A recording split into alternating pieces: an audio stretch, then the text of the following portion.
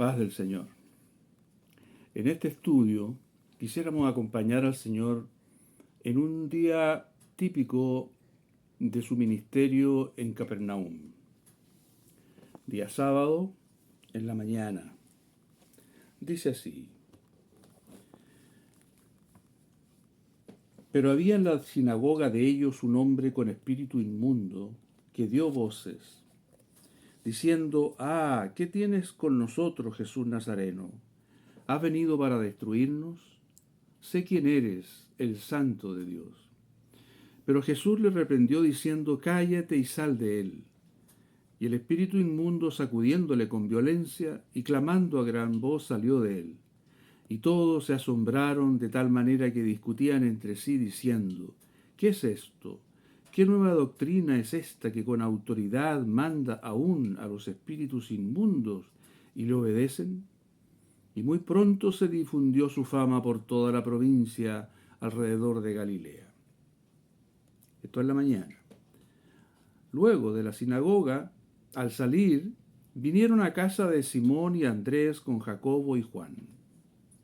Y la suegra de Simón estaba acostada con fiebre, y enseguida le hablaron de ella. Entonces él se acercó y la tomó de la mano y la levantó, e inmediatamente le dejó la fiebre, y ella les servía. Eso es ya en la tarde, seguramente. Cuando llegó la noche, luego que el sol se puso, le trajeron todos los que tenían enfermedades y a los endemoniados, y toda la ciudad se agolpó a la puerta. Y sanó a muchos que estaban enfermos de diversas enfermedades, y echó fuera muchos demonios, y no dejaba hablar a los demonios porque le conocían. A la mañana siguiente, levantándose muy de mañana, siendo aún muy oscuro, salió y se fue a un lugar desierto, y allí oraba. El primer día de ministerio del Señor en Capernaum. Fíjense ustedes que lo primero que se encuentra es con un endemoniado en la sinagoga. El Señor lo hace callar, lo echa fuera, y eso provocó mucha conmoción en los que estaban asistiendo en ese momento, y se difundió su fama por toda la provincia. Al mediodía sana a la suegra de Pedro, que tenía una fiebre muy alta, dice otro evangelista, y durante la tarde estuvo sanando enfermos y endemoniados.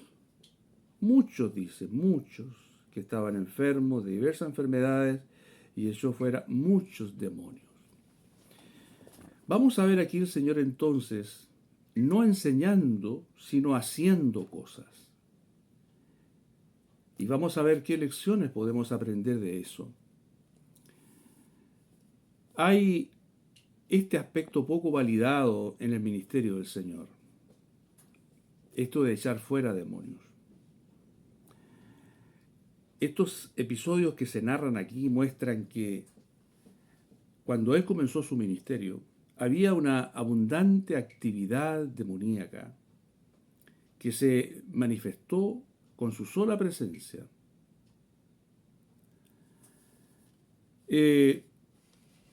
¿Cuánto significa esto para nosotros? ¿Está vigente este ministerio? ¿No está vigente? Se ha hablado mucho al respecto. Hay quienes lo reconocen como vigente, otros lo desconocen. Pero más allá de eso, pongámonos nosotros en el lugar de las personas enfermas por posesión demoníaca, sus familiares, su entorno social inmediato. ¿Cuánto dolor y aflicción hay detrás de cada enfermo? Ahora, el Señor no podía desoír el llamado y dejar de atender la necesidad. Su corazón compasivo también se ocupó de este problema. Un problema que resulta muy odioso para algunos, desagradable para otros. Ahora, la Escritura en otro pasaje, el pasaje de Mateo capítulo 12, nos dice que, mediante un ejemplo, nos dice que la generación del Señor Jesús fue limpiada de demonios. Dice de la siguiente manera.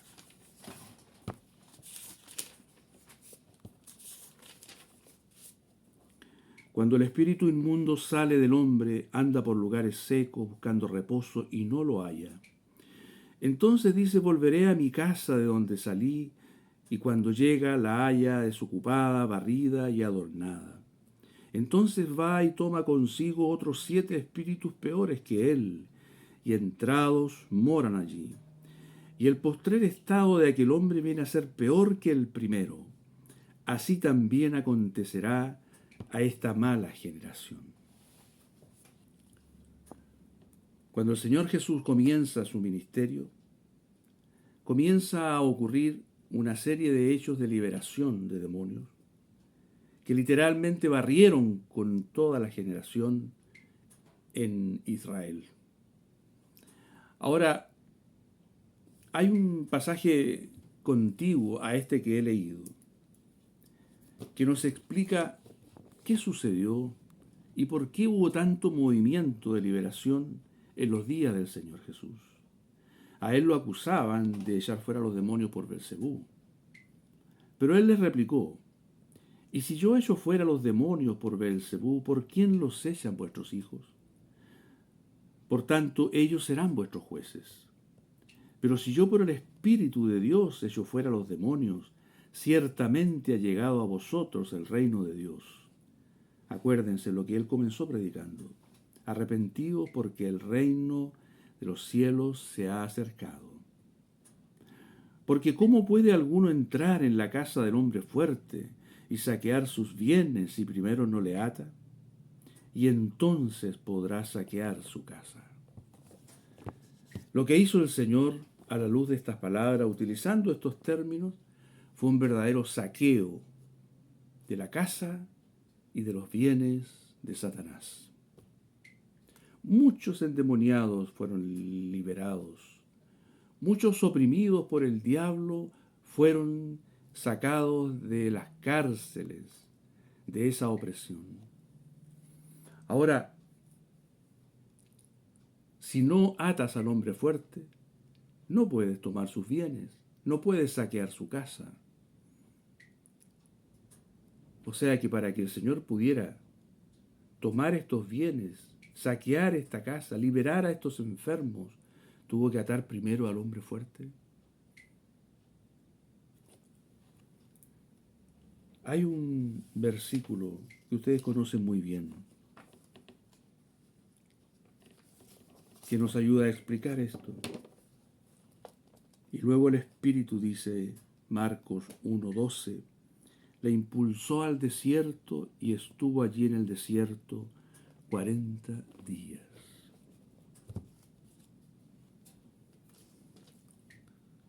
¿Será que en esta ocasión, en este ayuno de 40 días, el Señor no solo fue tentado 3 veces, sino que ató al hombre fuerte? El ayuno hace que el cuerpo se debilite, pero que el espíritu se fortalezca. En una ocasión que los discípulos no pudieron sanar a un muchacho lunático, el Señor lo sanó y después dijo, este género no sale sino con oración y ayuno. El Señor comienza entonces su ministerio lidiando con las fuerzas del mal. No escabulló el asunto, no rehuyó el tema. ¿Qué nos sugiere esto? ¿Qué deberíamos hacer nosotros si de pronto nos vemos predicando en un lugar, así como el Señor estaba en la sinagoga enseñando, e irrumpe una situación como esta? Es de considerar, porque probablemente tu hermano, discípulo de Cristo, si no te has encontrado en situaciones como esta, probablemente te vas a encontrar en algún momento. porque nosotros no tenemos lucha contra carne y sangre, sino contra principados, contra potestades, como gobernadores, con gobernadores de las tinieblas. No es asunto de hombres de carne y hueso, o mujeres de carne y hueso solamente. Detrás hay poderes, hay potestades, hay espíritus de la oscuridad que pretenden estorbar la obra de Dios. Ahora bien, este es un aspecto que nosotros podemos sacar, obtener de aquí, de este pasaje que hemos leído. Pero hay un segundo aspecto. En la madrugada del Señor, siendo muy oscuro, muy de mañana, salió y se fue a un lugar desierto y allí oraba. ¿Qué hubiéramos hecho nosotros después de un día tan intenso, tan ajetreado como este en Capernaum? Seguramente nos habríamos quedado a dormir hasta tarde. Habríamos querido descansar porque el día anterior fue muy agitado. Sin embargo, el Señor hace exactamente lo contrario de lo que tal vez nosotros haríamos. Él se levantó a orar. ¿Por qué? Porque precisamente ese era el momento de mayor necesidad. El enemigo había sido atacado, su casa había sido saqueada, y era el momento de presentar una batalla en oración. ¿Cuán importante es la oración? Nosotros podríamos hablar mucho, sin embargo, en esta oportunidad, dejando para más adelante tal vez otros aspectos, quisiera destacar lo importante de la oración en cuanto primeramente a la comunión con el Señor. La oración no es presentarle a Dios un pliego de peticiones. Es más que eso. La oración tiene que comenzar con una búsqueda de una comunión con el Señor. El libro de Job, el primer libro que se escribió de la Biblia, nos dice en el capítulo 7, versículo 17 lo siguiente: ¿qué es el hombre para que lo engrandezcas y para que pongas sobre él tu corazón y lo visites todas las mañanas y todos los momentos lo pruebes? Poco más abajo, en la misma línea, en la misma página, capítulo 8, verso 5 dice: si tú de mañana buscares a Dios y rogares al Todopoderoso, si fueres limpio y recto, ciertamente luego se despertará por ti y hará próspera la morada de tu justicia. Fíjense primero la acción de Dios arriba. Dios visita al hombre todas las mañanas. Y luego abajo la acción del hombre: si tú de mañana buscares a Dios. Dios visitando al hombre, el hombre de madrugada buscando a Dios. ¿Qué se tiene que producir? Al producirse estas dos acciones, ¿cuál es la consecuencia? La consecuencia es que nos encontramos con Dios. Él baja a visitar la tierra, nosotros nos acercamos a Dios. ¿En qué momento? En la mañana. La oración matutina que el Señor Jesús nos mostró aquí en Marcos y que se sugiere en muchos otros lugares de la Escritura, es de fundamental importancia.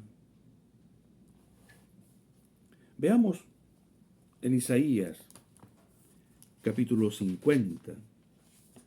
Dice así: Jehová despertará mañana tras mañana, despertará mi oído para que oiga como los sabios. Jehová el Señor me abrió el oído, y yo no fui rebelde, ni me volví atrás. El Señor despierta el oído y luego habla a los que quieren escucharle, a los que temprano lo buscan, a los que ponen a Dios como prioridad cada día de su vida. Comunión, escuchar a Dios. No primero pedir, sino primero escuchar, para conocer. No se gloríe el hombre en la sabiduría, ni en la ciencia, ni en la valentía. Gloríese en esto el que se hubiere de alabar, en entenderme y conocerme, dice el Señor en Jeremías. Esto ocurre normalmente, la mejor hora es la madrugada. La mente está despejada, los cielos parece que están más puros. Dios es encontrado, el hombre también es hallado por el Dios que busca. Hay otro pasaje en Isaías 45:11 que quisiéramos recordar con los hermanos. Dice así: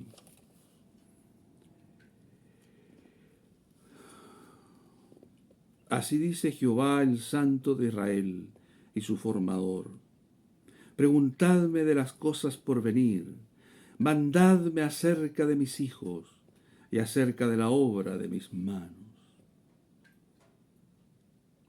Noten ustedes estos dos verbos en imperativo. Preguntadme, mandadme. Es Dios hablándole al hombre. Él quiere ser preguntado acerca de las cosas que van a hacer, que van a venir, que Él va a hacer. Y quiere ser mandado acerca de mis hijos, de las obras de sus manos. Algunos, basándose en este pasaje, han dicho que cuando el hombre ora, en esta fe, en este espíritu, con esta autoridad, es la tierra gobernando el cielo. ¿Puede la tierra gobernar el cielo? Por supuesto, el hombre sin la mente de Cristo, sin la renovación del espíritu, sin la inspiración de Dios, sin la comunión íntima, no puede mandar al cielo. Solamente eso ocurre cuando Dios puede hablar, pensar a través de un hombre que ha sido transformado, que siente como Dios, que piensa como Dios, que ha logrado una afinidad con Dios, una comunión con Dios. De tal manera que la oración tiene un tremendo poder y una tremenda función dentro de la vida cristiana y específicamente de un discípulo. El Evangelio de Lucas nos refiere lo siguiente, en el capítulo 6, verso 12. En aquellos días, Él, el Señor, fue al monte a orar y pasó la noche orando a Dios.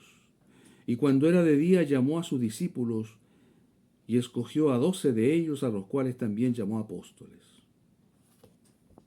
Pasó la noche orando a Dios. Era un momento crucial.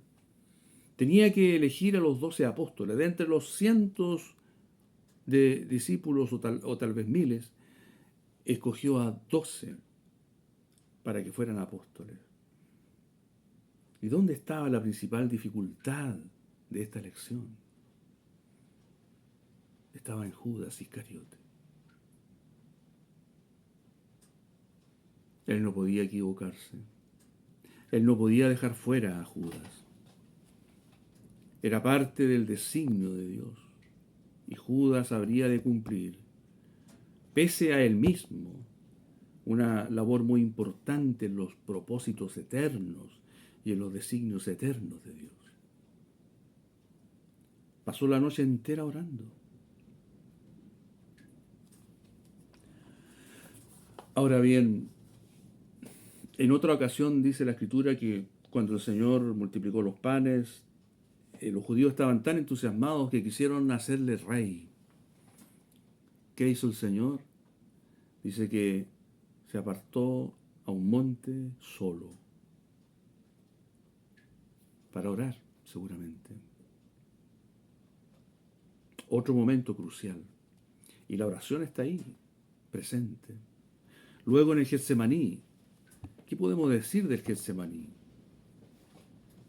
Fue el lugar santísimo donde Él derramó su corazón, su alma, y aún grandes gotas de sudor se escurrieron por su rostro. La oración. Entonces tenemos este pasaje de Marcos que nos muestra el primer día de su ministerio en Capernaum. Y es un día ejemplar en muchos sentidos. Su lucha con los demonios, su liberación de demonios y la oración de madrugada antes que todos hubiesen despertado.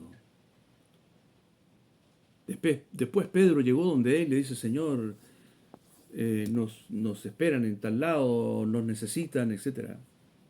Pero primero la oración. ¿Qué haremos nosotros con estos dos asuntos?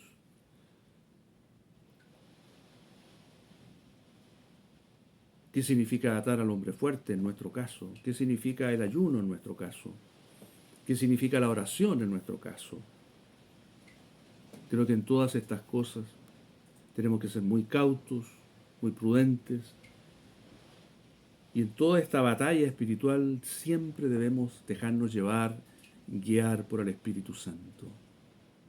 Nunca provocar situaciones, sino simplemente atenderlas cuando se suscitan, cuando el Señor las permite, porque son asuntos delicados para los cuales no todos están o estamos preparados. Son batallas sin cuartel, crueles, terribles, con venganza y represalias incluidas. Por eso es necesario estar apercibidos. Como discípulos no podemos rehuir las cosas que Dios nos permite vivir, pero sí siempre aferrados al Señor, al nombre de Él, sabiendo que el nombre del Señor es poderoso, porque ellos le han vencido por medio de la sangre del Cordero y de la palabra de su testimonio y porque aborrecieron sus vidas hasta la muerte. Queridos hermanos, discípulos de Cristo, el primer día de su ministerio, Él nos presenta esta situación. No enseña con palabras, sino con acciones. Este es el modelo. Un día compacto, ejemplar. ¿Qué haremos nosotros con estas cosas? ¿Cómo las enfrentaremos? Que el Señor nos ayude cada día, paso a paso, cada momento, en cada situación, en cada disyuntiva, a tomar la decisión correcta y a hacer lo correcto, siguiendo al Señor, fortalecidos por el Espíritu Santo. Que así sea.